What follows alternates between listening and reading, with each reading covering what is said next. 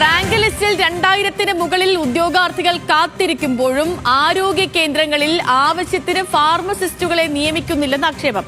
2025-ൽ pharmacist grade 2 rank ലിസ്റ്റിൽ 2306 പേരുണ്ടായിട്ടും 227 നിയമനങ്ങൾ മാത്രമാണ് നടന്നത്. പുതിയ തസ്തികകൾ സൃഷ്ടിച്ച് നിയമനം നടത്തണമെന്നാണ് ഉദ്യോഗാർത്ഥികളുടെ ആവശ്യം.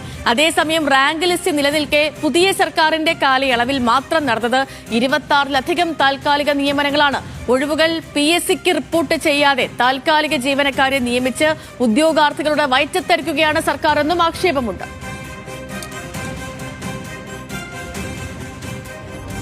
2306 പേരുള്ള റാങ്ക് ലിസ്റ്റിൽ ഒരു വർഷത്തിനിടയിൽ 227 പേർക്ക് മാത്രമാണ് നിയമനം ലഭിച്ചത്. പകർച്ചവ്യാധികളുടെ സമയത്ത് പോലും പല ആശുപത്രികളിലും ഒരു ഫാർമസിസ്റ്റ് മാത്രമാണുള്ളത്.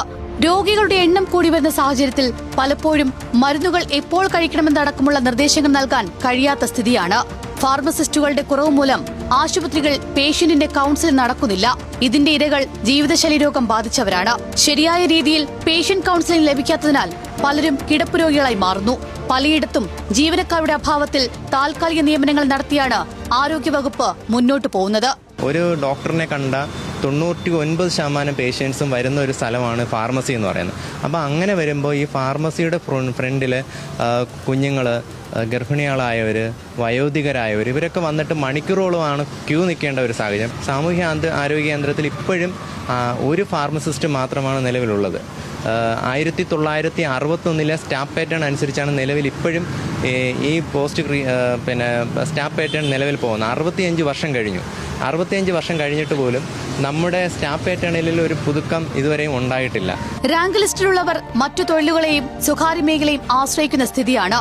എന്നാൽ സ്വകാര്യ മേഖലയിൽ ഫാർമസിസ്റ്റുകൾക്ക് തുച്ഛമായ ശമ്പളമാണ് ലഭിക്കുന്നത്. നിലവിൽ B.Pharm, M.Pharm, D.Pharm എന്നീ കോഴ്സുകൾ പഠിക്കുന്നവരുടെ ഭാവിയെക്കുറിച്ചുള്ള ആശങ്കയും ചെറുതല്ല.